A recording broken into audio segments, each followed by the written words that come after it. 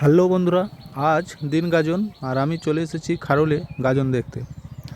এইখানে গাজনটা এই কয়েক বছর হচ্ছে, তো প্রচুর মানুষ কিন্তু এসেছে আশেপাশের গ্রাম থেকে। এখন ফল ছাড়ানোর সময় হয়ে গেছে, সেখানটায় একটু দেখাচ্ছি তোমাদেরকে।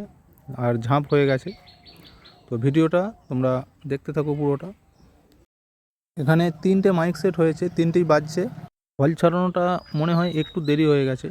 তো দেখো, চারিদিক অন্ধকার নেমে এসেছে, সন্ধে প্রায় হব। তো যাই হোক, ভিডিওটি তোমরা দেখতে থাকো।